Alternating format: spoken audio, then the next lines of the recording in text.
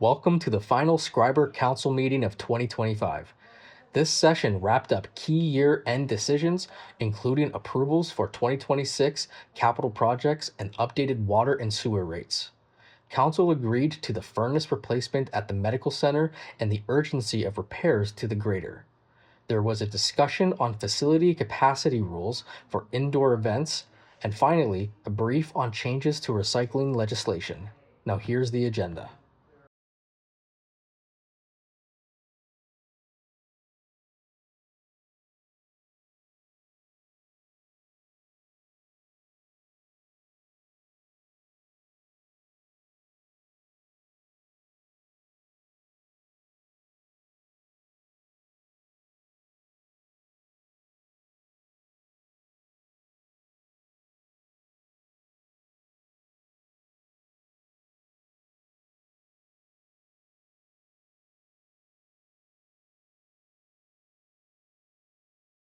Good evening and welcome to the Council and Committee of the Whole meeting for Tuesday, December the 9th, 2025. The last meeting of 2025. God willing. Right? And Merry Christmas and Happy New Year to everyone watching. I also at this time would like to begin by acknowledging that we are in the Robinson Superior Treaty Territory and that the land on which we gather is the traditional territory of the Anishinaabe and the Métis. So, to start off tonight, can I have an approval of the agenda? Are there any additions or deletions? I have one addition. Under Committee of the Whole, if you want to add item number 12, and it is the Lakeshore Community Publishing advertisement that was sent via email. I have no deletions. Does anyone have anything else? Are you adding it? Committee of the Whole. Committee of the Whole 12. Yeah, but under which? Under department reports? Yeah. Sorry, so. Are there any other deletions? Any other additions? So can I have approval of the agenda as amended? All in favor? Check. For tonight's agenda, are there any disclosures of interest? Seeing none. I'll ask the CAO, any delegations? There are none. Question period? There are none. Moving on to minutes of the previous meeting. Minutes in Council of Committee of the Whole meeting held November 25th, that the minutes be adopted and accepted as circulated. Moved by Councillor Bryson, seconded by Councillor Morrow. Any discussion? All in favor? Carried. Sorry, resolution 380-25. Okay. Business arising from the minutes. Committee of the Whole recommendations from our last meeting that was held on November 25th, 2025. Item 1, authorization of capital expenditures. So resolution 381-25, moved by Councillor Morrow, seconded by Councillor Bryson, that the council authorize the capital expenditures included in the Aqua 2026 recommended capital and major and minor maintenance report in the amount of $127,200, excluding applicable taxes. Is there any discussion? All in favor? Carried.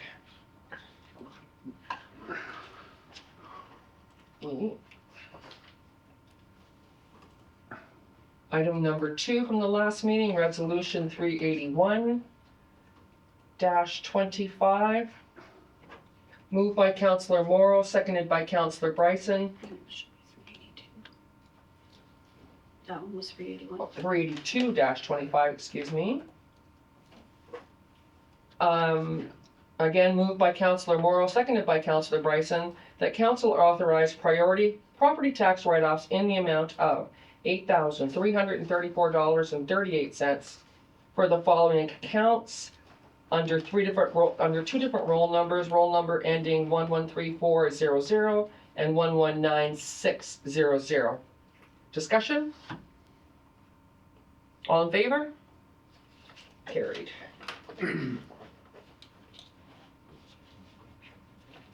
Item number 3 from the last meeting, authorization of miscellaneous accounts. Resolution number 383-25, moved by Councillor Morrow, seconded by Councillor Bryson, that Councillor write off one miscellaneous account receivable, small balance in the total amount of $3.07 as uncollectible. Discussion? All in favor? Carried.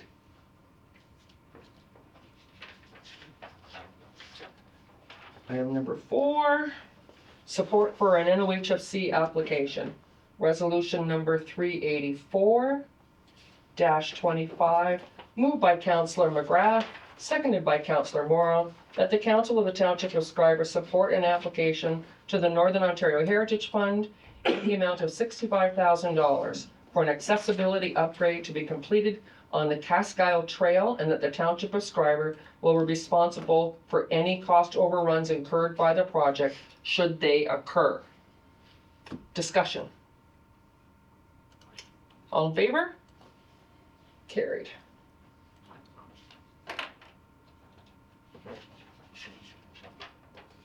Next item, authorization of donations. Resolution number 385-25, moved by Councillor Bryson, seconded by Councillor Morrow, that Council authorize a donation of $300 to Holy Angel School and to the Schreiber Public School towards the school's nutrition programs, and that donations be funded through the Council PR and promotion. Discussion? All in favor? Carried.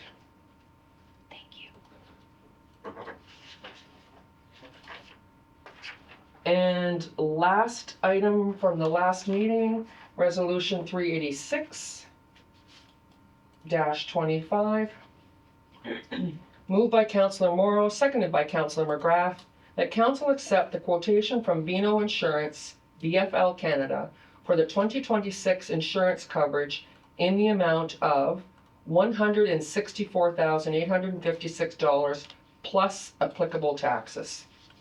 Discussion. All in favor? Carried.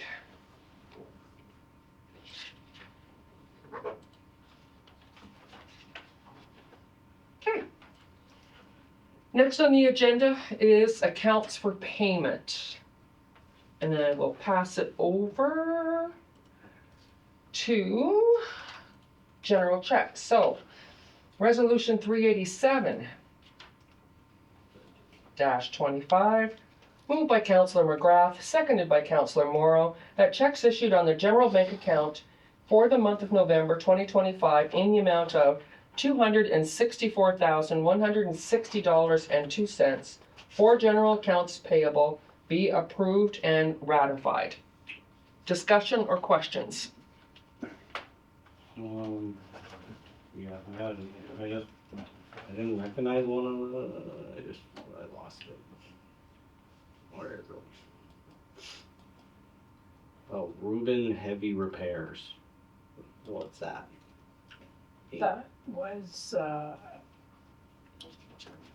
That was the company that fixed the grader, the electrical issues on the grader. Okay. And then, I can't find the, that's all good. Councillor McGrath? No, I'm good. Councillor Bryson?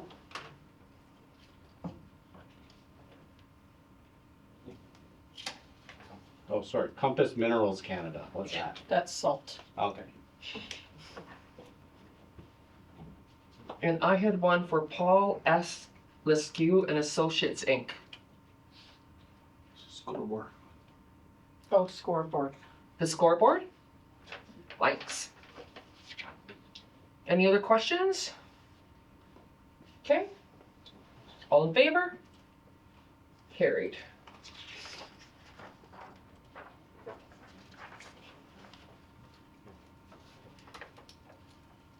And secondarily to that, resolution number 388-25. Moved by Councillor Bryson, seconded by Councillor Morrow, that the bank's debits issued on the general bank account in the month of November 2025 in the amount of $65,893.24 for payroll be approved and ratified. Discussion? All in favor? Carried.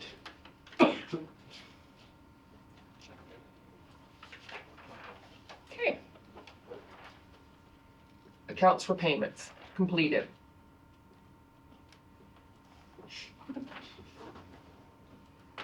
Unfinished business. Take it away, CAO. Okay, so, was a mistake on resolution 357-25. So, the resolution was in the amount of $400, but we received notice, from CFNO that it should have actually been 425. So the resolution needs to be corrected to match the Christmas package that council had authorized. Okay. Resolution 389-25. Moved by Councillor Morrow, seconded by Councillor McGrath, that resolution 357-25 be amended to read that council approved the contract from CFNO in the amount of $425 plus applicable taxes for the provision of the 2025 Christmas advertising commercials. Discussion? All in favor? Carried.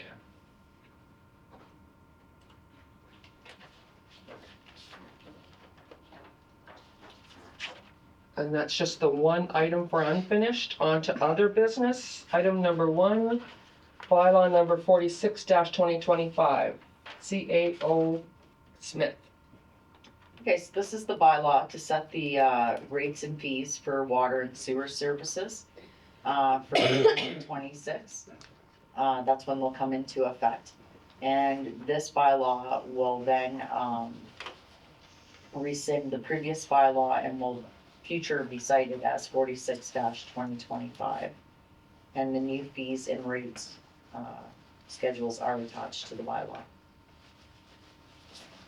And once again, to remind us, the township has increased water and sewer rates by Was 4.5%. 4.5% for 2026. Yes. For the residential, like that. I think it, and I believe, if memory serves me correctly, I think it was $6 and some change Okay, a month. A month. a month. Sorry, Marlene, how much again? It was $6 and change. I think it was $6.22, but don't quote me on that. Go back to the Okay. 25th meeting. That's somewhere in that range? Yeah.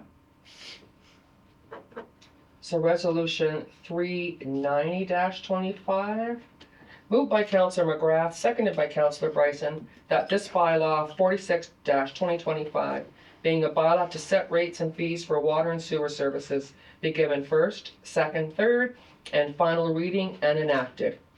Is there any discussion? All in favor?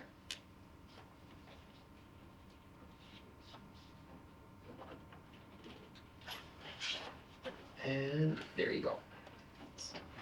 And that's it for other business, and we are moving on to committee of the whole and department reports. So, department reports and committee board minutes.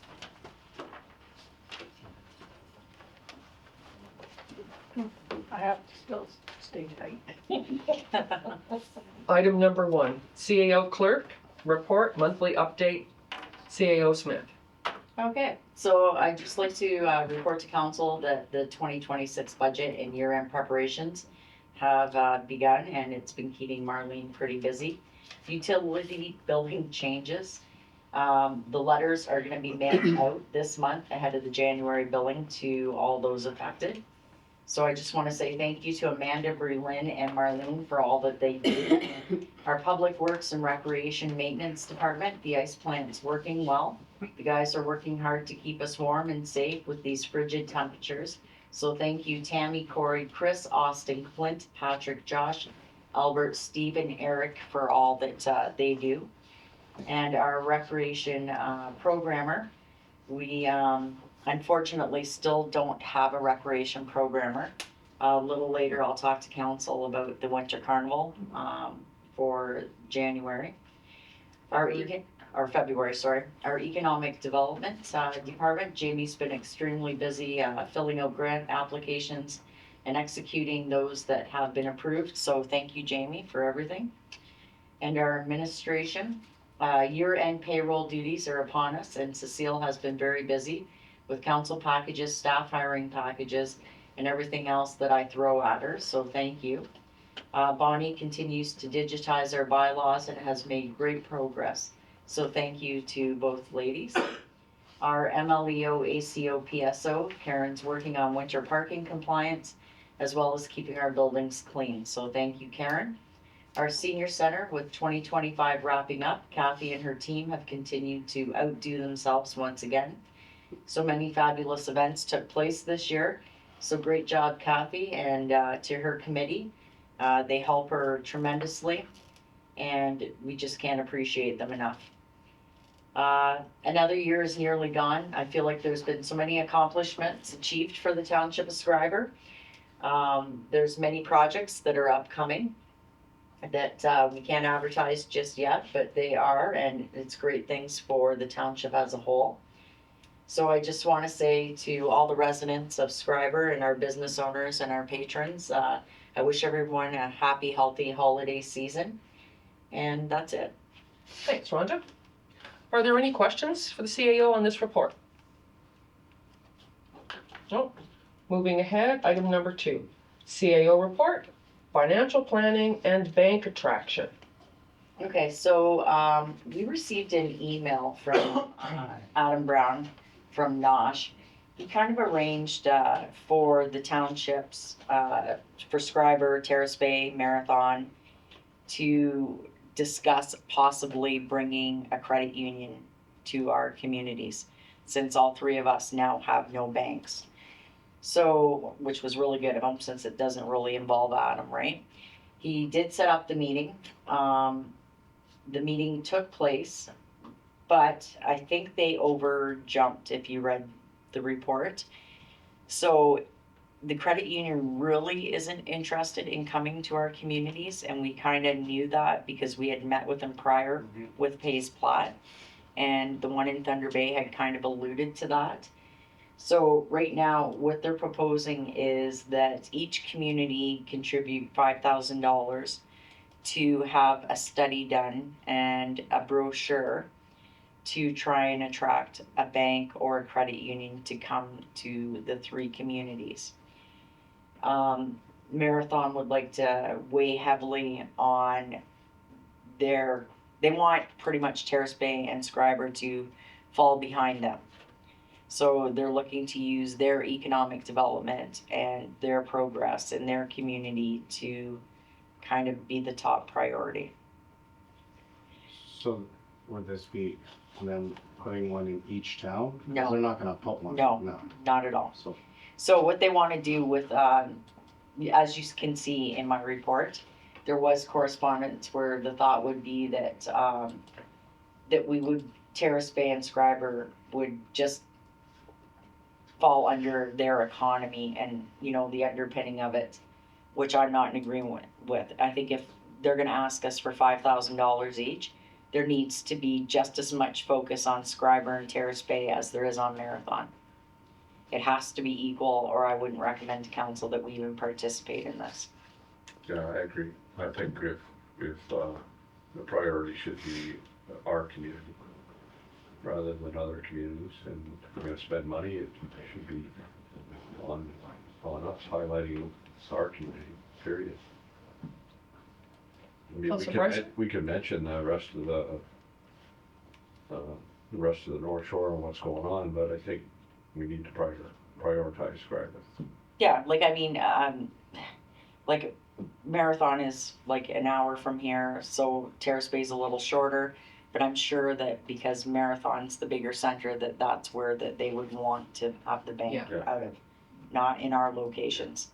Even Terrace Bay, like, would be more central than Marathon, but I don't think that's what the plan is. Councilor Bryson? Yeah, I don't see any benefit in that at all myself. Sounds like a waste of money. I mean, I understand Marathon's got a much larger population. They're probably sitting at 5,500, I think the last I checked. And they had 3 financial institutions that are now down to none. Is there any appetite at all or any thought that this would be something that Schreiber and Terrace Bay could take on by themselves and be successful with? Possibly, yeah, I mean, I don't see why not, but, you know, I think it's definitely would benefit Terrace Bay and Schreiber more. To be on their own? Or it's like, if there's no, if you don't feel like there is any going to be, it's going to have a positive outcome, then I would say, I would agree with the councillors. That's money that we don't need to spend, but No. I don't know what your thoughts are about that. Yeah, for sure, I'd definitely be willing to talk to John about it. I think it'd be more beneficial seeing how Terrace Bay and Schreiber are so close. In this project, the key is everything would be at a Marathon, Yeah, Doesn't make sense. that doesn't make sense. No. which doesn't really help our residents. And I'm not sure what Terrace Bay did for attraction, but I'm sure they did as much as we did. I'll say that because with us, there was letters, there was phone calls, there were meetings set up, there were Zoom meetings set up, and we weren't successful. So, Beating a dead horse. hey, I think you're beating a dead horse. So, okay. just a question on the Okay, fair credit enough. union, why did they not show any interest at all? Is it the same reason the bank, or just the numbers? The numbers. All right. Okay. So, what's the thinking? Put it aside. Yeah. Yep. Okay. Okay. You have your direction. Thank you. Item number 3, Economic Development Officer Report, EDO Spadoni. Hello, good evening. I had a meeting with Lise Bourgeois on November 11th. I had a good meeting with her. I want to thank her for nomination for the Discovery Center in Queens Park Picks. We really appreciate her constant support. I just recently submitted the NOHFC application for Mallory's Blue Park. I'm currently working with Chelsea from NOHFC on 2 more projects that will be submitted soon. One is the Cascade that is just moving from stage 1 to stage 2. I'm working on an application with FedNor for the feasibility study for the fiber connections. I've submitted the application for our Canada Summer Students. I attended the Northern Ontario Tourism Summit November 26th and 27th. It was actually very good. I really enjoyed that, got a lot out of it. At the same conference, I attended the Superior Country Annual General Meeting in which I joined the Board of Directors. I attended the year-end Chamber of Commerce meeting December 5th. And Schreiber, they want to get more involved with Schreiber, and I look forward to working with them to plan some partnerships in 2026. The township purchased new sound system equipment for the arena. It is 3 large, portable speakers with wireless microphones and then a smaller PA system. And it'll be a good temporary solution until we can find some funding for a larger scale system. That was supposed to be in this week. It's been delayed for about a week. We might not see it till the new year, unfortunately, but yeah. We have our luncheon this week and final meetings of 2025 for the Economic Committee and the Discovery Center Committee on Thursday, December 11th. Both committees have worked very hard this year. I cannot thank them enough. Schreiber's very lucky to have such devoted volunteers and committee members. On Monday, I have my luncheon with the Beautification Committee. And again, can't thank them enough. They do a fantastic job making Schreiber look beautiful. I had a meeting with Catherine from OTF to discuss some current future projects. We have a meeting this coming Tuesday, or a week from now, with Patty Hydu on December 16th. I just got contacted from Minot from Parks Canada with some good news. She let me know that Parks is going to be fully funding a new cyanite, also known as Uperlite exhibit, to be added to the Discovery Center in 2026. So our Discovery Center will now have 2 new exciting exhibits for visitors in 2026. Yeah. And then, just wanted to say that I'm just over a year since I've started with the township, and the mayor, the council, the CAO office staff, rec staff, public works, all the committees, even ones I'm not a part of, the Discovery Center, economic beautification, seniors committees, rec, historical society, library, schools, local businesses and residents have all been extremely supportive of me my first year. So I just wanted to say thank you from the bottom of my heart, because it really does mean so much to me. I love Schreiber, and I'll take on any challenge that I can to try and make this wonderful town a better place. So thank you, everyone. Happy holidays. And Thank you, Mr. Happy New Spadoni. Year. Does any of the councilors have any questions for Mr. Spadoni? Thanks, Jim. You're all good? Thank you, Jim. Good. Thank you. Good. Item number 4, Director of Operations report. Status report, Ms. Ivy. Okay, so we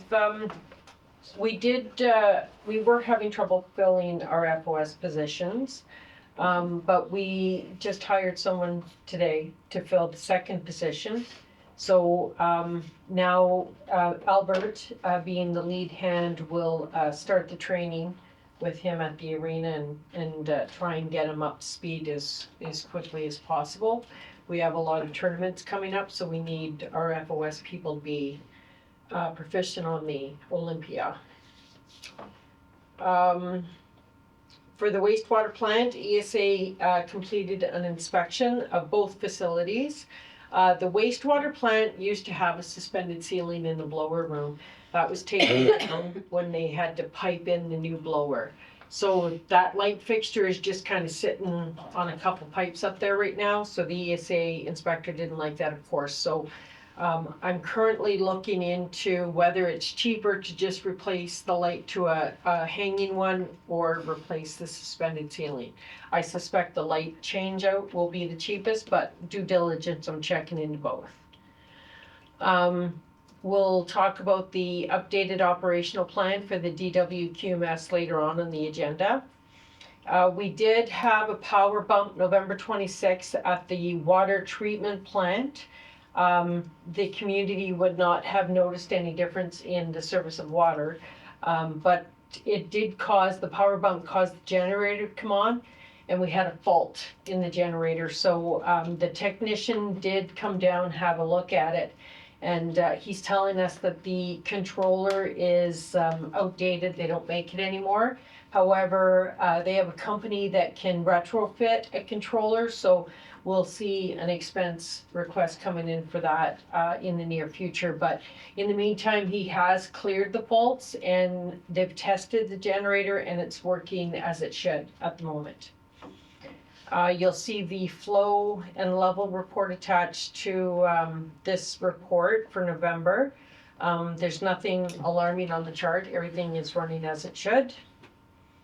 We'll talk about the medical center furnace further on in the agenda. The recycling, in 2026, January 1, 2026, the full recycling legislation comes into effect. And with that, it means that we were supposed to see more frequent collection days and collecting more streams in the recycling. I've contacted Circular Material. It's not going to be an immediate a change, but they'll do a similar rollout like they did with the transition in the previous years that we've seen. That's about all. Last Thursday? Pardon? Did they come last Thursday? Yes. That last Thursday of November? Yes. Oh, you missed the project. Yeah. I do have to contact Did they them. come back Who to do get the we, ones they missed? who do we email to say? Hey, Circular Material, yeah. We do have to change the schedule because the last Thursday of the month is going to be Christmas, I believe, or Yes, New I was Year's or gonna something ask like that. So Christmas. I do have to contact them to find out what day they're changing it to. Does the councilors have any questions about Ms. Ivy's report? It's not on the report. The heaters in the arena, like the new ones, they're never on. Why are they never on? The radiant heaters, the guys did shut them off for a period when we were having the big winds, Okay. because it makes them sway. They were a little bit leery about the gas that feeds them. Mm. So they have since talked to Cloud Darling and have educated themselves, but they took precaution, erred on the side of caution, and shut them off. So I appreciate that effort, but we should see they have been instructed. We have new people working in there too, so that's a bit of an issue. But I have talked to Albert, and we'll have them on. His intention was not to have them on during practice times during the week, only for tournaments. We corrected that. Yeah. So you just should 'cause see there's them- parents there sitting and Yeah. stuff. Yeah. And So you should see an improvement in that. okay. Yeah. Thanks. Any other questions? I think most of it's gonna get covered later anyway. Yeah, I just have one about the recycling. I don't know if the rest of, if any other councilors received it, but I received a communications toolkit from Circular Materials to my council email. And they talk about a unified material list, talk about adding additional materials, but you're saying we don't really know what the new rollout's gonna be yet. The contractor's working on the scheduling, so Okay. it'll be a gradual rollout throughout the year. Okay, So I haven't heard exactly when it's happening for Schreiber, but I've been in discussions with them. so when we know though, can we make sure that that advertising goes out so that people know? Oh, 100%. Because I saw the addition of glass material, which I thought was exciting Yeah. to our recycling materials. Okay, that's the only question I have. Any other questions? No. Good. Thank you for that, Ms. Ivy. And then moving forward, item number 5, Director of Operations again, our Aqua Operational Plan endorsement. So the operational plan is a regulatory requirement for the DWQMS. And every time that the policy changes, we have to have a new endorsement. And Aqua did miss it because it was like the change of just 2 words. And I believe I included the, yeah, I did.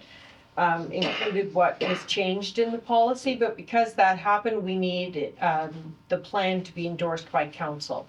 And if, I mean, I don't see any reason why we wouldn't sign it, but if we don't, we lose our accreditation to the DQWMS. I'm all sorry. DWQMS. It's a tongue twister. So what do you need us to do? I need a resolution that we are going to sign the endorsement, and then I will get the signed document into them. And that will, I'll have to send the signed document into them sooner than later because we only have a short time frame to get it submitted to them before we lose our standing. So tonight you need from us Resolution. a resolution. The page 9 of the operational plan is the page that you will sign. Okay. Can the resolution be at the Yes. January meeting? Yes, Just the recommendation for the resolution tonight? yes. And your signature on the operational plan Okay. tonight. Yeah. Or tomorrow when you come in to sign your checks. So just gonna do those tonight. So is the rest of council on an agreement that we're recommending that that resolution be passed? Yep. Okay, that's taken care of enough for you, Tam? Yep, absolutely, thank And the you. resolution will come up at the next meeting, Cecile? Yep, it's in the minutes already. Okay. Done. And item number 6, Director of Operations, recycling for businesses. So as council is aware, the material from businesses was never included in the 2026 recycling legislation. Up to this point, during that whole transition period, Circular Material had made a presumption that 10.21% of the recycling material at the depot would be designated business recycling material. And that's at the landfill site in Terrace Bay? Correct. Okay. Business recycling material is non-eligible material. Right. What Circular Material has discovered over the years is that the cost is far greater than the 10.21%. And it's costing Circular Material way more to get, because there's so much of it at the landfill, to get the depot hauled away. I'm sure you've all noticed the stacks and stacks Yeah. beside. They're just having trouble keeping up, and the cost is outrageous. So Circular Material is removing that whole component out of the legislation because they were never to include it anyways. So what they're doing now is they're putting the full financial burden onto municipalities for the ICI recycling, which is the non-eligible material. So we met with Terrace Bay, and it is their suggestion that they get out of the non-eligible source material completely, Which is the business recycling. business recycling only. So businesses then would just add their recycling material to their solid waste pile, and they would pay to take it to the dump or to have it collected. Because it is prohibitive for both communities to bear that kind of cost for transporting non-eligible material. So how would that be controlled then? Businesses bring in their recycled materials to the landfill? To the landfill, it'll either get collected by the garbage people, garbage collection at the curb. It's part of their, what they get billed for, or they could go right to the landfill themselves and punch their dump card. Okay, So only resident material will go in the depot for 2026. and that'll be controlled by the attendant. Correct. All right, that's kind of what I was asking, yeah. So we're to report back to Terrace Bay how council decides, but I mean, the cost is just astronomical too. I mean, personally, because there's so much material, it tells me, right, that businesses are recycling, which I think is a good thing. And I hate to see it go into the landfill with some of the reports we've heard from Terrace Bay. But that being said and done, I agree that it is probably, I mean, we share the landfill, but Terrace Bay is the one that's responsible for it. Yeah. So I would think that we would support Terrace Bay as well, but I'm willing to hear any other councillors. Well, do you think that down the road there may be some legislation that will help commercial in the recycling? I would be hopeful, but there is in the wind, Minister Ford or totally abolishing, Premier Ford, sorry, totally abolishing the recycling altogether. He doesn't believe it works. So it's hard to say if they'll expand it to include businesses or if we're gonna go completely in the wrong direction. I mean, Terrace Bay is siding with exactly what you said. They don't wanna see it going into the landfill either, cause it'll shorten their life again, but I mean, at the end of the day, we just can't afford to haul it to Thunder Bay. Yeah, I guess the only thing we could do is, as a municipality, is to advocate for our Absolutely. businesses and maybe write a letter to government. Minister of the Environment. Yeah.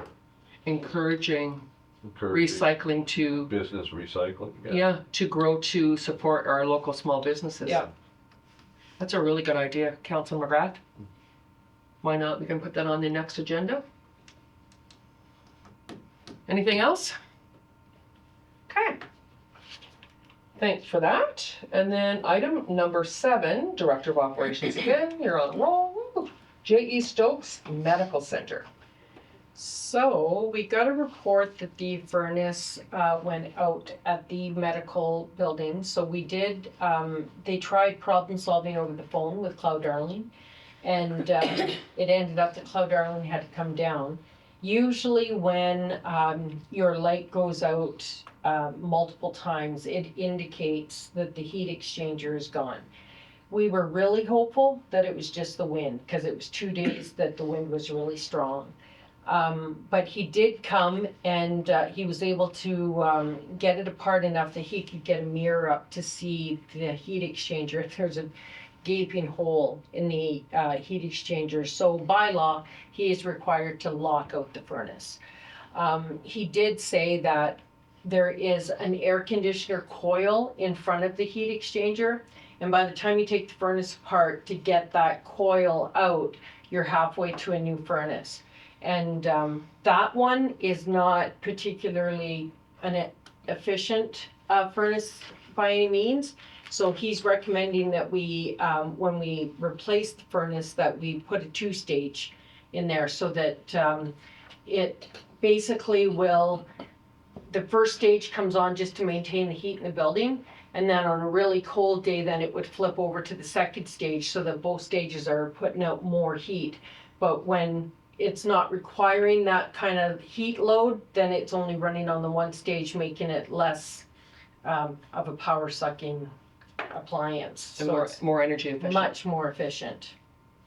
So the numbers? So we need 12,000 to, I got the quote in after this, sorry. So 12,000 for the new furnace, That's and with installation. that's installation, yeah.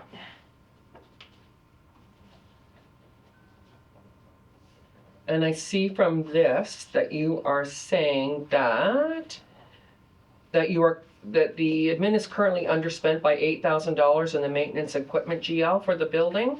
That's right, because we didn't do the duct cleaning this year. Right. So we have that money still sitting in there. So you need you need a resolution to spend about an additional $4,000. Yeah. And you're thinking might come from infrastructure? Is that your thinking? Yes. We could, since it's close to year end, could we not, and I guess this is maybe a question for our CAO, can we not leave this to see if it is overspent, then we'll move it? They kind of need the furnace now. No, I how to pay for it though. Oh, yeah, for sure. Okay. Yeah. Any questions from the council? No.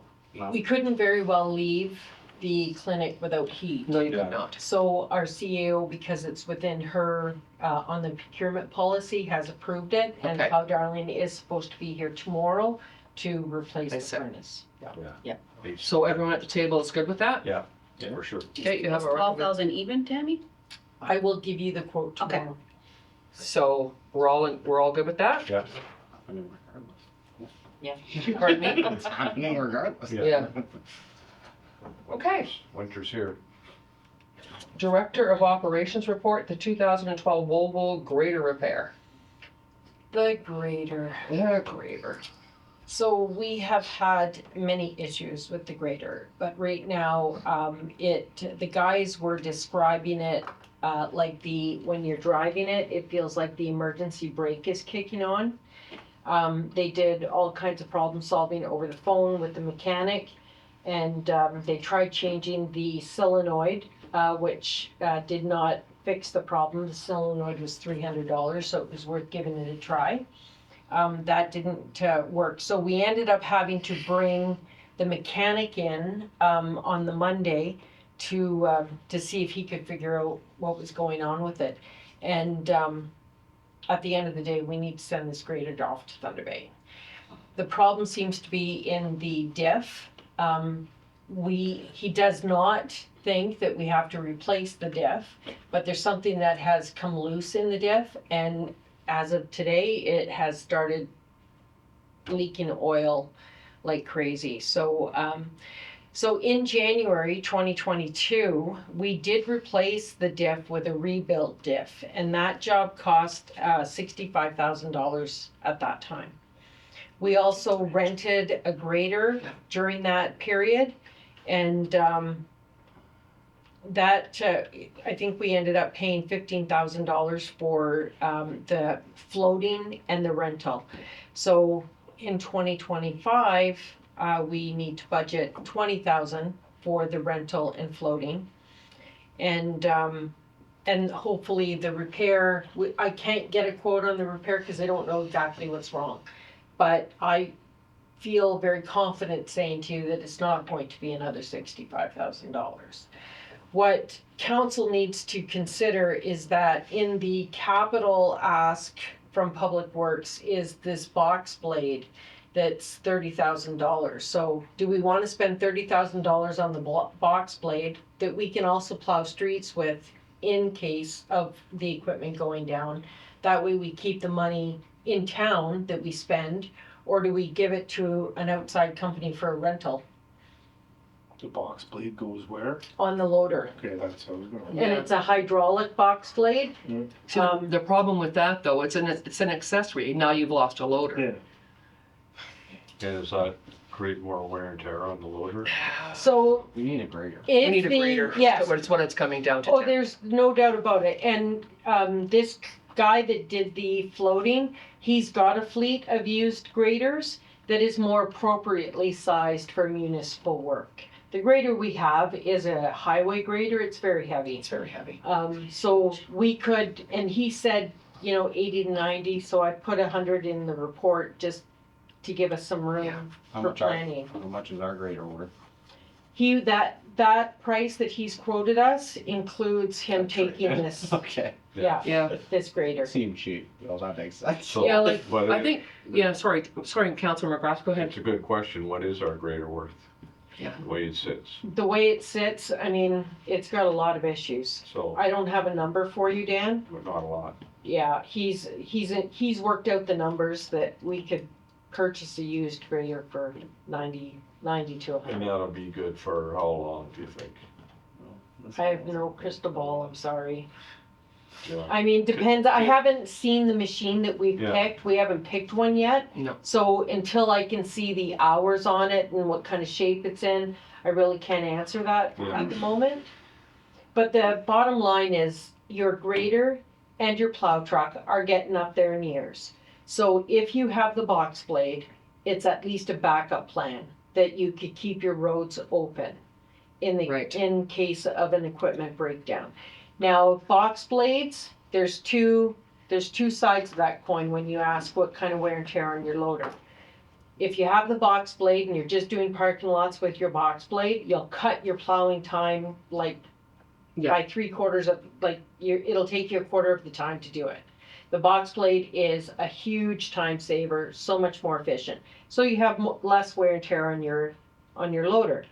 If you're plowing roads with your box blade angled because it's hydraulic, you can angle it, kind of puts a little more wear and tear on the one side. So if you did that a lot, you could tear out a diff on your loader. But it would take a period of time of doing that. If you're just doing it as my loader or my plow truck is down this week, I have to do this storm, it's not gonna hurt your loader. But if you were doing that forever, just That's with not your good. loader, that's not good. I know, I talked to the mayor before he left, and his thinking was, why don't we rent a unit, get our unit to Thunder Bay, see what's wrong with it, get a quote on what it's gonna cost to fix it. I think in the meantime, subsequent to that would be a really good idea to give us an idea on what we have already spent on that grader, even from 22 on. I think the numbers are gonna bear out quite what you're saying, that it's probably time for a new grader, but then at least we have more information. I mean, you might get it up there, it might be some simple repair, I don't think it's gonna be, and then at least we're making a decision based on hard information. What have we spent so far on that grader? How much is it gonna cost us to fix it now? And then we can maybe look at, if you even gave us, I don't know, probably 3, am I right, Rhonda, with procurement? 3 quotes on different styles of graders, maybe something that's not so heavy, then at least in early January, this council could sit down and really make an informed decision about which way we should go. I don't know that was the mayor's thinking. I don't know what you guys think. I agree, we need more information. What time period do you want that we've spent on repairs 22, you said? since January 22? gonna be more than that, 100 grand. It is gonna be way more, but then at least we have that info, right? Yeah. Okay, so in the meantime, we're gonna float this thing to Thunder Bay, Get a quote, get a quote on on what it's gonna cost take us to to fix fix it. it. Rent Okay. another one. Unless somebody else has a better idea. Councilor And- Bryson, you're good with equipment. I don't have a better idea. And we're gonna rent, Yeah. You're gonna have to. We're gonna need a grader, okay, right? yeah, absolutely. I wouldn't purchase this box blade just yet. Yeah. So, The Yeah. box blade is on your 2026 request? Yep. Okay, so we've got some time to play with that. so this grader that we're gonna rent, is it the style that we should have? Rather than the one that we do have? When I talk to Steve Ward Contracting, I will find out what he is going to send us, what he has available to send us. It'd be a good And test. if you pick the best of the best, it would be nice to test it out if Yeah, that's the one we're gonna exactly. purchase. That's a really good point. Okay, Okay? We all good with that? Mhm. Okay. All right.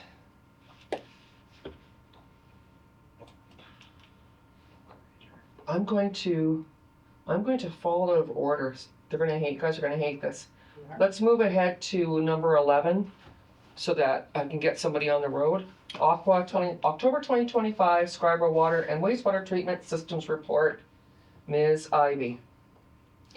so this is the monthly report for October. It's a good report. The sewage plant is operating very well, and we're putting out good sludge, processed sludge. So there's nothing that is red flagging in this report for me. Does council have any questions on this report? Nope. No? Thank you very much, Ms. Ivy. Thank you. All right. And then we'll backtrack here. Item number 9.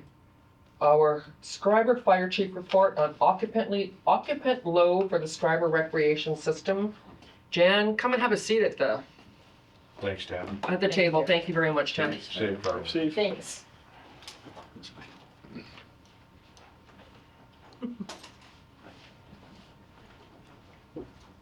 Thanks for meeting with us tonight, Jan. Yeah. So this is just a report to clear up some confusion that seemed to be going on the last 2 weeks. Basically just saying that the numbers that were calculated in July haven't changed at all. That there's been no change in any of those since that happened. And then, basically explaining the difference between dining and dining with dancing. And then the big part, I think, I don't know how many people went up to visit today. I went there. I left a little invitation for everybody to go up and take a look at the small side of the room, set up to the old sign which claimed you would get 184 dining spots in that room. So I just, as kind of a demonstration as to how far out of whack these Yeah. signs were, we went up there this morning with several firefighters and we set up 184 dining spots and closed the divider up in the room. Just so people could Yeah, try it. it's pretty congested in there. Yeah, I don't think there was room to No. serve, walk between tables, Yeah, or you even had a hard sit time. in most of the seats. For sure. So, So here And then I said restart it. I'm standing at the door to go in from the hallway. I took a video for you, Jan.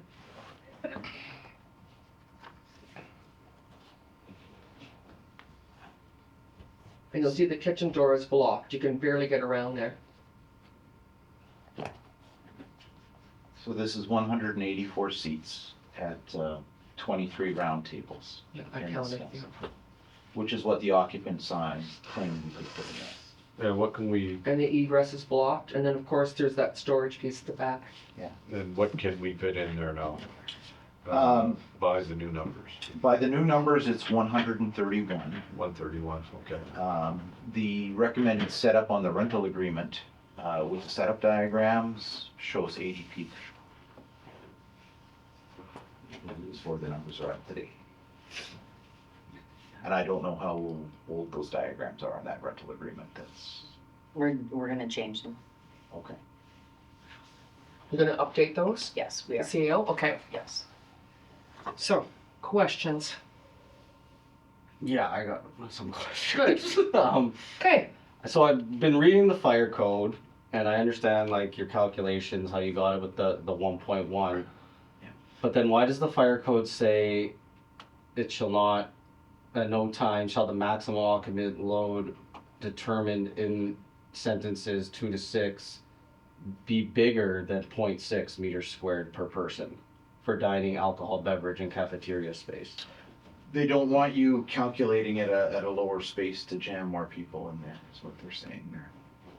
But but read that again, it's sorry. saying at no time shall the maximum occupant load determined in sentences 2 to 6 exceed the occupant load calculated on the basis of 0.6 meters squared. So my interpretation of that is it shouldn't be higher than 0.6 meters squared. Unless I'm reading that wrong. I would The Go cafeteria, back to that, yeah. but the cafeteria is a different setup, so Well, it like, says dining, alcohol, beverage, and cafeteria space. right, So when you And 0.4 meters squared of floor space per person for all other uses. it should be, yeah, you wouldn't calculate it at less than that. If you go to the 2.61 chart, No, I know, but Yeah. then it's saying, but then when do you use this chart? Is my point. Why don't we just use the 0.6 meters squared? Because that's what it says to do. I'll have to thank you on that one. Yeah. I don't have my book in front of me. No, I know, because then I was curious, because it said like, and then the dance floor thing, it says you don't remove the dance floor, except when you're determining it.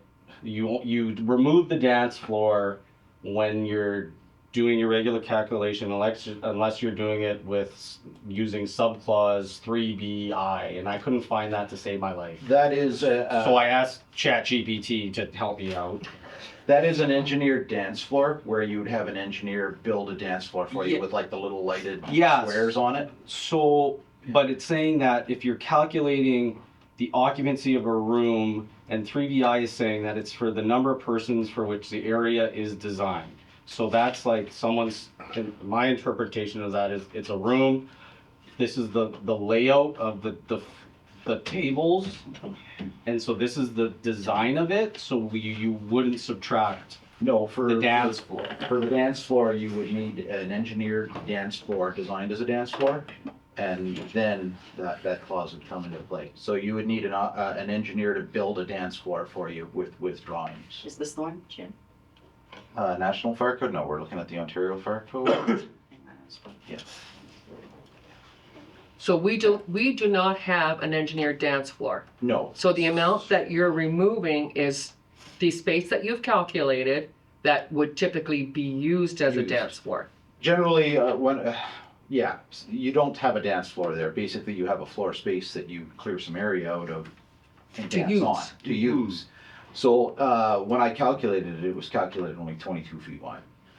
Now, anybody that's been in there knows that when you're at that stage, that dance floor is a lot wider than 22 feet. So we had So- an event last Wednesday, I believe. The seniors And dinners, there's 200 people in there, yeah, you had dining set up for 200 people in there at 25 and tables. the dance floor was, seemed quite large.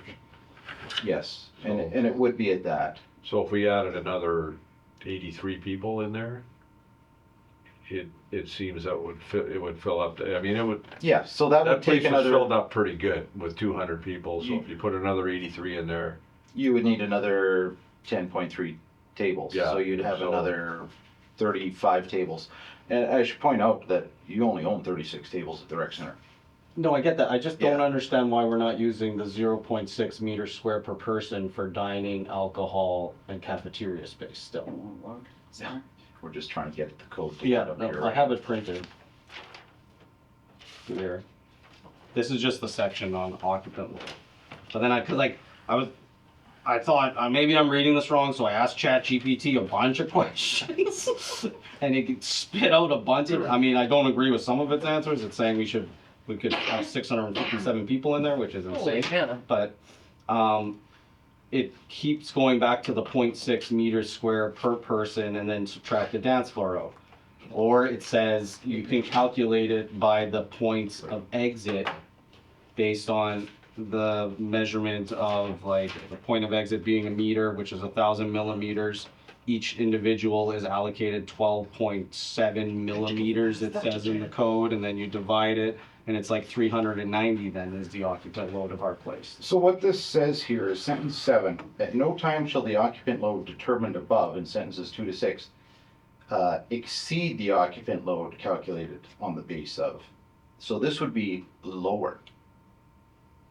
It can't exceed the number calculated above. So the number above is 283, and in sentence 7 it says it shall not exceed the occupant load calculated above. See, So I'm I can't go higher, I can only go lower. No, but I'm reading it as you shouldn't be calculating it at higher than 0.6 meters squared per person. But then why would they have?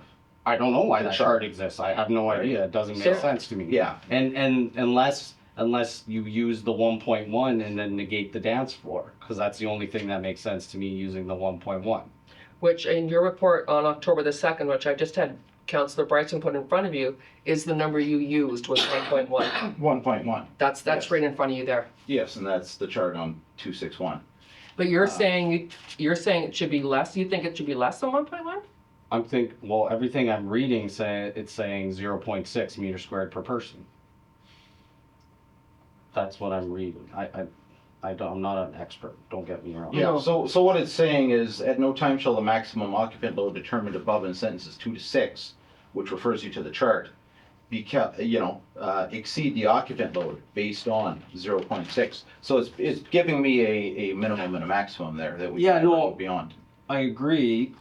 So I asked ChatGPT this, and I'm not saying AI is brilliant or anything, but it says, because your event, I asked like, what is the occupant load of a building that is 394 square meters for a dinner dance event with alcohol according to the Ontario Fire Code? So it says, because your event is dining and alcohol beverages, the dining, alcohol, beverage, and cafeteria space line applies. The Fire Code table gives 1.1 meters squared per person for dining, alcohol, beverage, and cafeteria space. However, and this is important, the Fire Code also states that at no time may the occupant load exceed the determined by 0.6 meters squared per person for dining alcohol spaces, even if the table factor suggests a larger per person area. So then it went on to calculate it based on the 0.6 meters squared per person. Instead of the 1.1 Instead of the 1.1. that you have in your report there, Jeff. I'm just confused I know. as I to spent a lot when of to time use the here. 1.1 and when to use the 0.6, because reading the Fire Code, it sounds like you can use both. There's no like and or the way I'm reading it. And that's why I had to ask AI to help me. And then AI went on to tell me, like, you can also calculate it based on what I was saying. It assigns the 12.1 millimeters per person for doors in assembly areas as exits. And you would use the lower of those two numbers as your occupancy. So we have 5 exits, correct, which would add up to 5 meters. Which is, No, there's 3 exits there. well, then, and the kitchen. No, you can't use those. So the kitchen isn't an exit? You can't exit past kitchen equipment, because that assumes that the fire. Okay, so then it's just the one, and then the double doors, right? So Yes. that's like 4,000, whatever. So then it says you can use that and you divide it by 12.7. It's still higher than the number than when you divide it by 1.1. And you want your exits to be able to handle more people. Well, 100, yeah, and it's- Loaded into I'm those. just saying that's another thing it said to determine capacity for an occupant load. I'm just saying, I'm just confused as to when you use that table and when you use the 0.6 meters squared. And I can't find I can't find an answer in the Fire Code to tell me that. It talks about subclause. It talks about the subclause 3A1 or whatever. It says that in there about the dance floor. But it's always saying or table or this, but like, what is it? When is it one or the other? Am I confusing everybody or? No. I can get you some clarification on sentence 7. Yeah, because the numbers are vastly different. And then my next question is like, the dance floor area, well, what if it fluctuates? How do you Well, I I think- can't really calculate like every fluctuation. No, I know, or I every know. possible table setup, you know. If you take a look at that report that I just handed you, Jen, for that was the one from October the 2nd. Mhm. I went back and had a look. We went on a couple of feet on either side of the stage, That's right. and then out a total of 44 feet, which included the stage. To me, the dance floor was pretty small, but I thought, okay, that's here, you're conservative. That's right. So that's adding more table space and thus more Chair occupancy. spaces, right? Yes. But I noted that on that last report. But I guess, But the occupancy for a place, if I have tables and then I remove the tables, the occupancy shouldn't drop 70 people. you're thinking it should go up. Or stay the same. That part makes no sense to me. If I have physically everyone in there, there's no dance floor, we're sitting at tables, there's whatever that. Well, that would be a dining. Yeah, setup. but then you move 4 tables out of the way and roll them into the back and you have a small dance floor. Does the occupancy load change? Yes. Because you're dancing. But it's a fixed seating arrangement, and then according They're to they're not fixed to be no, fixed. not like fixed. They have I to be mean, like bolted it's to a the floor set. in the fire code to be fixed. Yeah, no, I understand. I meant not fixed. That was the wrong word. I meant it's a set arrangement, and then there was something in there saying that if it's a set arrangement, you don't subtract the dance floor. Because that's what. Well, yeah, so That's we have what to it's be saying very now. careful on the word fixed. Yeah, no, I Yeah. meant like, that's the intended purpose. So I rent the hall. The intended purpose is for a wedding, and this is how the tables are set up. Then if that's what I'm doing, that whether I change to a dance doesn't matter, because I'm still using the 1.1 and not subtracting a dance floor the way I read the fire code.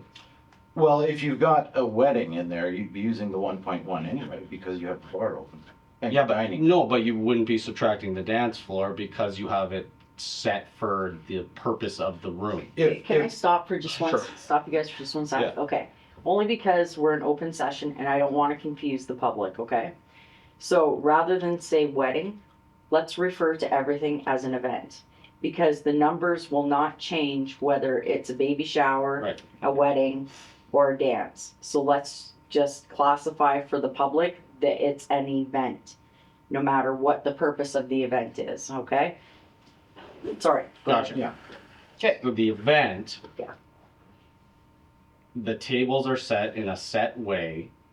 So then, according to where's the sheet I just with the fire code on it, I might have just shuffled it in here. and I actually. could be reading this wrong. I'm not saying what was done is wrong. I don't want. I'm just trying to clarify things here because I'm confused.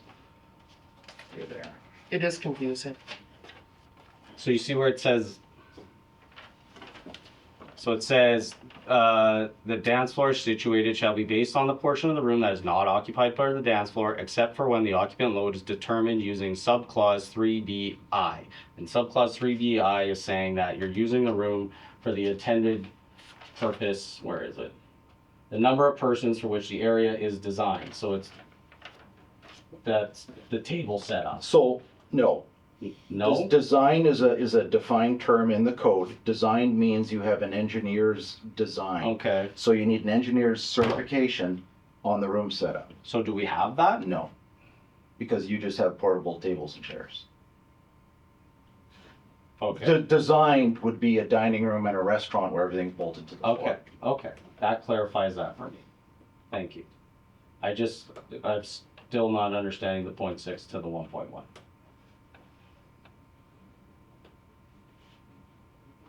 And you're willing Yeah. to provide some clarification on Yeah. that for us, Jan? On sentence 7, yeah. Thanks. Okay, that's good then.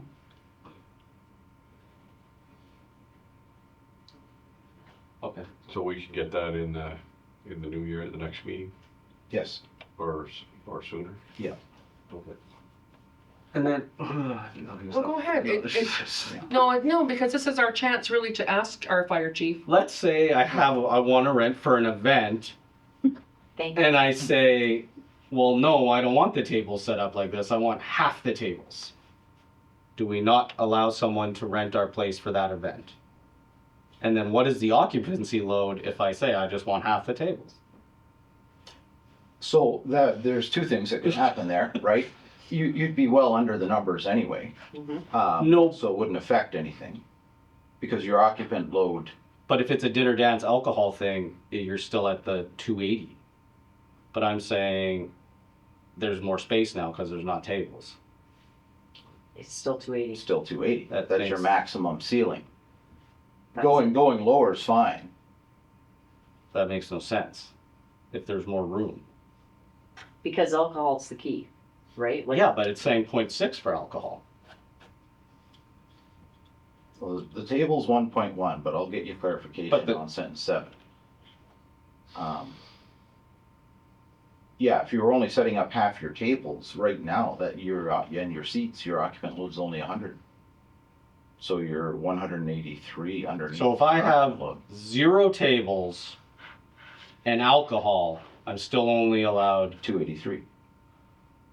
But if I have a hall full of tables, I'm allowed 3 something. If it's set up in a conference room format, like no dance floor, no stage. no dance floor, no bars, But with alcohol. no dining. Yes. It's over 300. Well, it's in Jan's No, report. 283. No, It's in that report there, Jan. Yeah. That's what you gave us on October the 2nd. Let me, it's 3 something It was 357 for just dining. with alcohol. No, No, just dining. No, his report said with alcohol. Mm-hmm. It did. let's see here.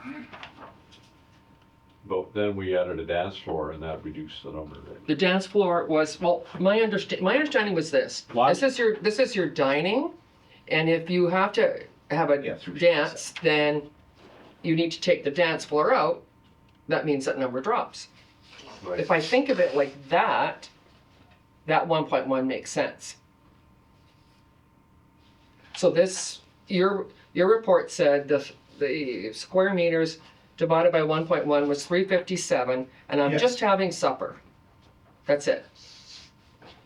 And I'm drinking, because that's what the code says. But now if I'm dancing, you must, from what I read, move the dance floor, so I take the dance floor out and it's less. And it takes away from your use. That was that's just my understanding. Yeah, but if I have no tables and there's dancing And alcohol. and alcohol, how can it not be 357 still? It makes no allowances for that. You're still at your limit of your capacity.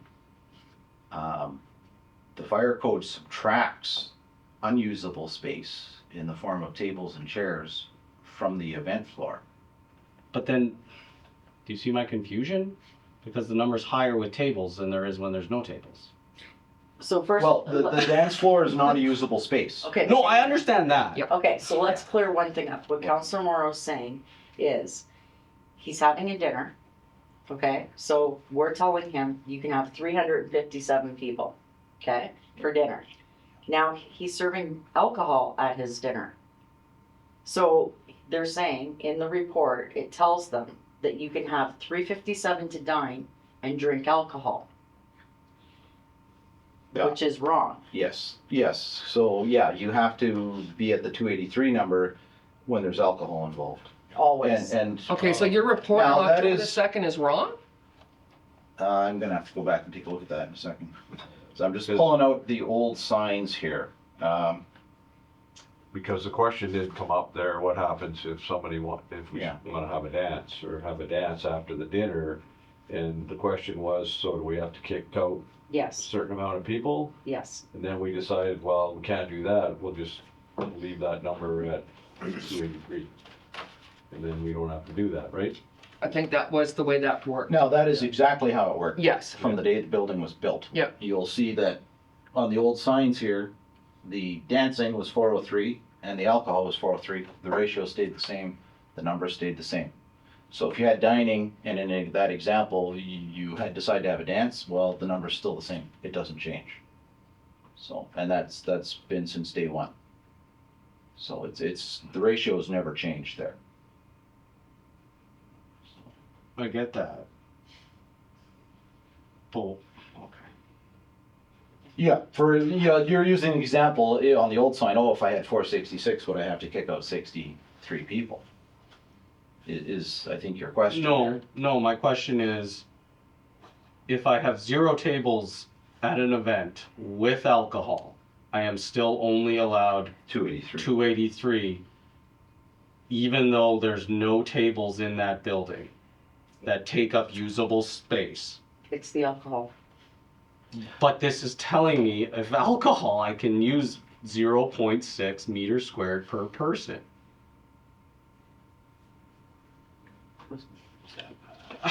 I don't see that in the code myself. That is not about alcohol. That's about calculating floor space.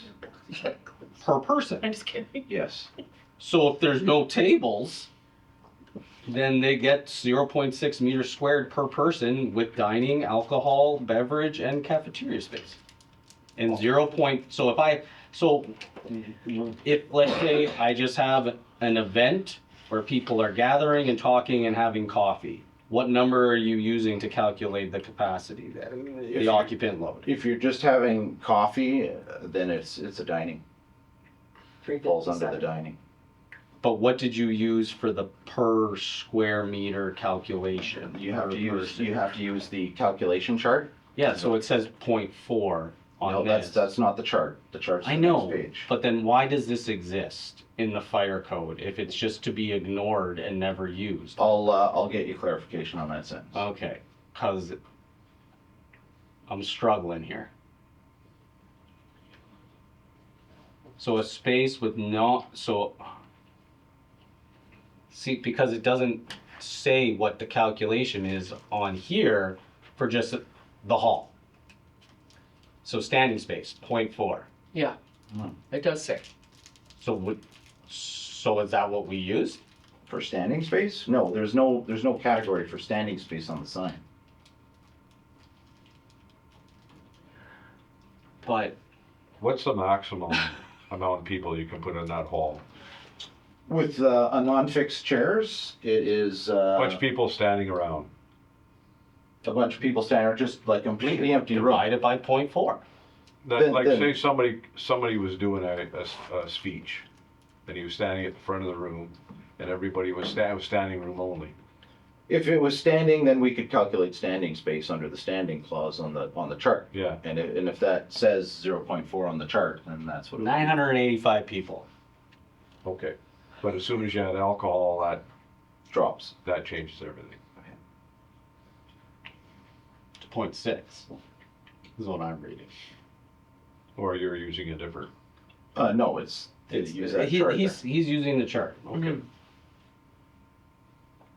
Okay, so we need further clarity. So there are 10 categories in the chart, but you gotta remember that sign, that notice sign only has That goes up in the hall. 4 of those categories on it. Uh-huh. Okay. So to be safe, what we've been doing is when people come in to inquire about renting, we tell them if you're with the 283, you'll never go wrong.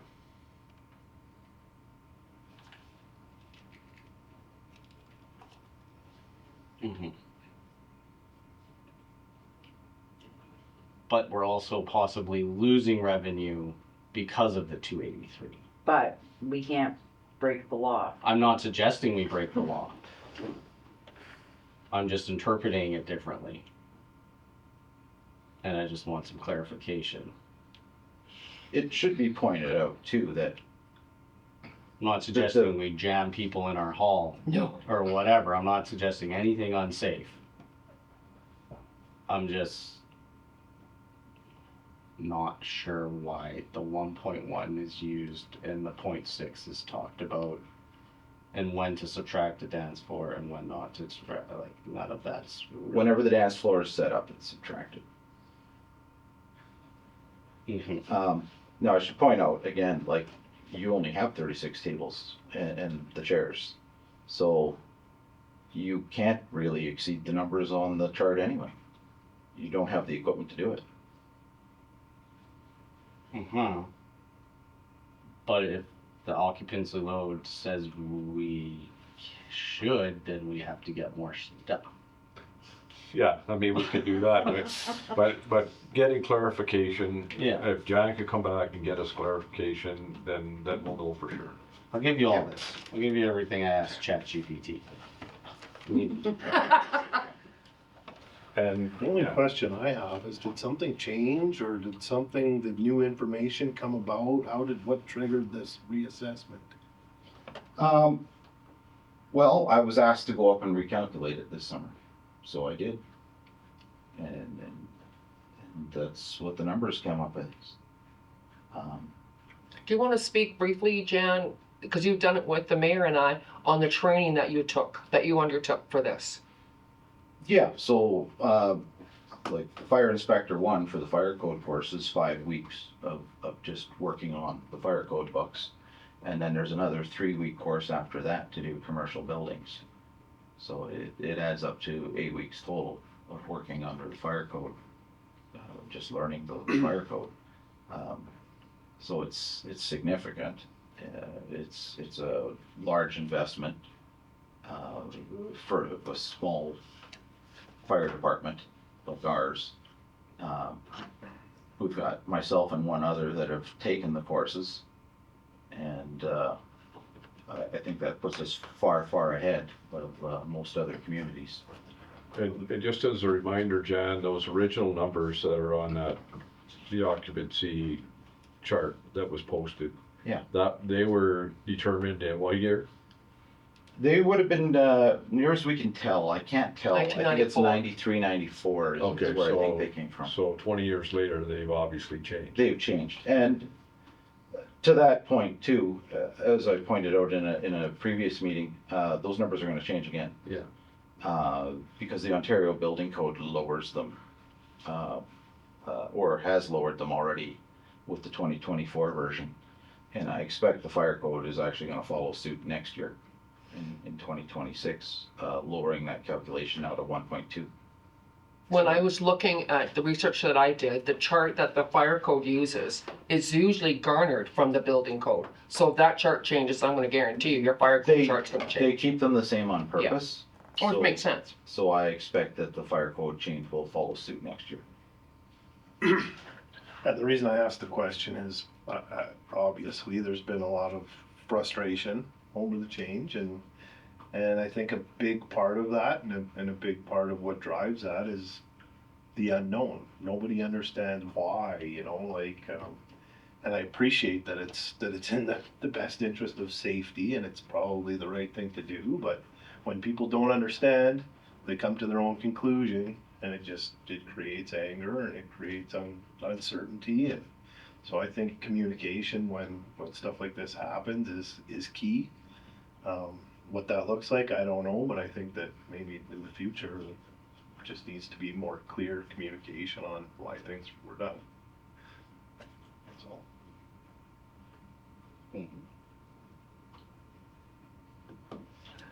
Any other questions for the fire chief? Thanks, Jeff. Thanks, John. Thanks. Thank you, Jan. I believe that's Anne Marie's. Actually, that, I can just print it off my computer. That was something you gave You us in a got, you got meeting. notes all over it. I do. Yeah. Okay. So back to our agenda, committee of the whole department reports. Number 10, Schreiber Public Library Board meeting minutes. Counselor Morrow. Well, these are from October. Now we've had a meeting since then in November. They hosted the Halloween kids thing. That was a great turnout. They said they had around like 30 kids there. It was something like it was jam packed. They were very grateful and excited about our plan for the Christmas party this year, so they wanted to extend their thanks to us for the money to supply appetizers and stuff like that. They were Great. all very happy about that. And they got a new, we got a new children's computer that's up and running, so that's exciting. Nice. Anybody else have any questions for the library? No? And item number 12, which we added, is Lakeshore Community Publishing, CAO. Okay, so we did receive correspondence, what is the man's name? It's on there. Gary Gross, sorry, about doing some Christmas advertising in the Nipigon Red Rock Gazette and the Terrace Bay Schreiber News for Christmas. So he would need to know this week. The deadline is Thursday. So I'm not sure if council is interested in doing any advertising for this over the Christmas season. Do we have to make something up and send it to them? Yeah, we'd have to script something and send it to them.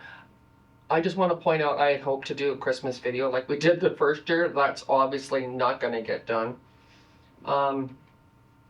In advance of this meeting, there is money in the council's PR budget to pay for this. If you guys decide you want to move ahead. You don't have to, but if you decide you want to.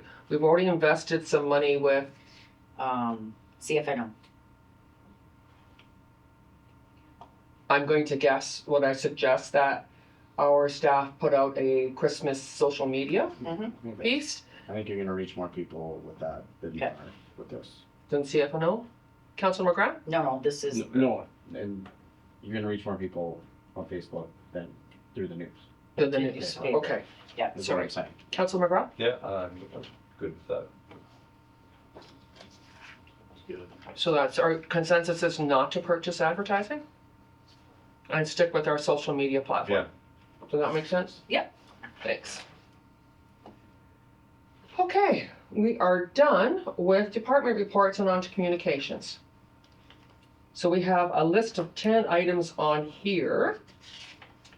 Everything from minutes to strategic plans to some interesting stuff. Is there anything anybody wants to bring forward as something that they would like to support or have further comment on? I'd like to, I asked Rhonda to put, something on here. oh, the phenomenon, NOMA, or no, Oh. Thunder Bay District Municipal League. Number 2. Number 2. Yeah, strategic plan Okay, tracker. so number one, they did have the meeting at the Fonam and Noma. They met with the ministers in Ottawa, so good stuff. They met with Finance Minister Champagne, Minister Patty Hadju, Minister Melanie Joly, and Parliamentary Secretary for Infrastructure and Housing, Jennifer McKelvey, and others. So, I mean, it's good that they're getting that kind of exposure with our local, I mean, they advocate for us, right? Right. All the municipalities in northwestern Ontario, so if they're meeting at that high level, that's good for us. So the other thing was the strategic plan tracker. And I don't know if anybody's had a chance to look at it, but the idea is that all the municipalities that are participating in Thunder Bay District Municipal League will try to follow the strategic plan to the benefit of everyone. So I just wanted to just to highlight some of the things, or just go over some of the things that I mean other communities have already done, and that are there opportunities for Schreiber to participate in, or take some action on the strategic plan. So just an example, every time a municipality in the district achieves success on a highway-related initiative, no matter how big or small, it will be shared by Thunder Bay District Municipal League. So, I mean, there is some of the stuff that we're doing. Like by 2027, all 17 municipalities in the district will have highway signage to display 511 number and opinions for public reporting to keep highway conditions up to date. I mean, that's nothing that I'm too familiar with, and we did ask for, where do you get these signs? Right. But we haven't received that information yet, so, that's another one. By 2027, all 17 municipalities in the district will pass a resolution in support of better highway maintenance in any season. So there is one on this list of communications, I think, from Manitowoc. I mean, Yes. we could support that, or we could write our own with the Right. same language, Right. and I think we should do that. Advocate to upper levels of government for 2.2+1 highway solutions. I mean, that's something we can do. So there are a lot of things here that we could be doing to support this strategic plan. And So it bears going over some of this I information. think we should take a look at it Okay. and maybe write down, what we can do. Like, I did provide, I won't go through it all, but I did provide some updates that we have done, in our normal business, with council, and I provided the update. Yeah, we have done this, and, Okay. we can tick off the boxes in our strategic plan, so. Okay. I mean, I can continue to monitor that as well, but, what I can do is come up with some suggestions on, Okay. and bring it forward. I think that's a really good idea, Dan. All right, okay, that's all I have on that. So further to that, so item number 7, request for resolution of support for the Township of Manitowoc re-implementation of 2+1 highway program on highways 11 and 17. You're thinking instead of support this, write our own resolution. Yeah, absolutely. And then send it off. Okay, Well, you better be here the first meeting to read it then. I will be. But Manitowoc has very kindly provided theirs. I think you could follow it somewhat of a templated form. Okay, we will make our own resolution. And you have to read it all off, Cecil? Yeah, you're supposed to. Yeah. Let me read it. It'll be like that. You won't be understanding anything, but The that's mayor okay. will not argue with you. Yeah, it doesn't look that bad. No. Anything else on, any interest on this? Does that, any other councilors want to speak about? The one, from Hornpayne, number 9. I guess the idea, Rhonda, did you read that? Yeah, I From was what a little afraid of that. I kind of think I need more From information. what I get out of that, and when I first read it, I thought, I don't know, might be a little bit dicey, but I think what they're Yeah. talking about is to encourage new builds. Like, for instance, if somebody built a brand new house in our community, Mhm. spent $400,000 or $500,000, and then MPAC came in and said, well, here's your taxes, 5% of, what's 5% of, 500,000, $25,000 is your tax bill. So I think what they're saying here is to provide some relief from that to a new build, to encourage new builds.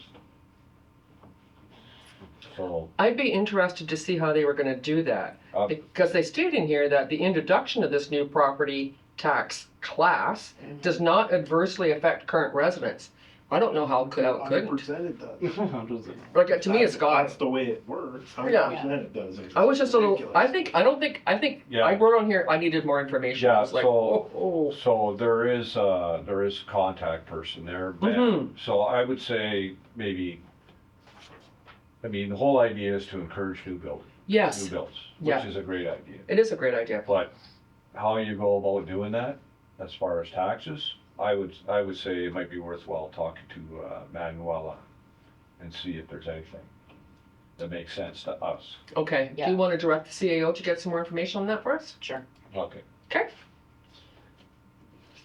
CAO, your ink. Okay, anything else anybody sees on there?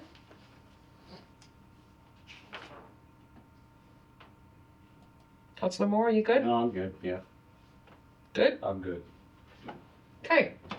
Move on to, from communications, thanks for that, guys, and moving on to unfinished business. the NOMA 2026 Conference and AGM Sponsorship Package.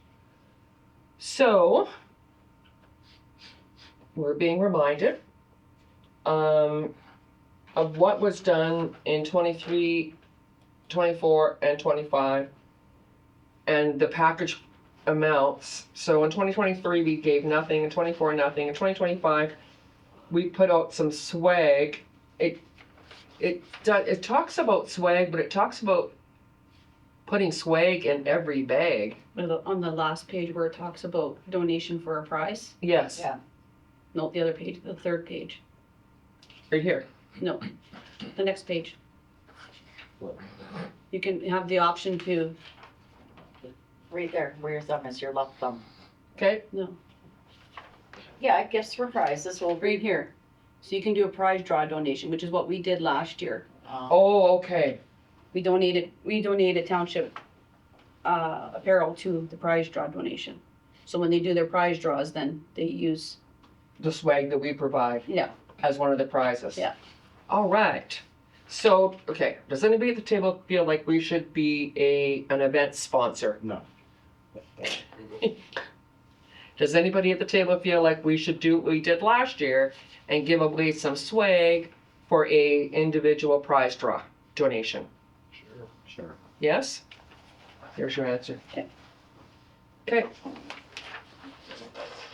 That's unfinished business finished. And under other business, we have none. So at this point, we will look to adjourn and go back into closed. So, I've used this one to sell. no, that's to adjourn the meeting. That one will go at the back. Okay. Yeah. This one? Yep. All right, so resolution number 391-25. Moved by Councillor McGrath, seconded by Councillor Morrow, that the closed meeting resume at this time to discuss the minutes of the November 2025 meeting, educating or training members of the council, a local board or committee, and personal matters about identifiable individuals, including municipal local board employees. All in favor? Carried. Thank you.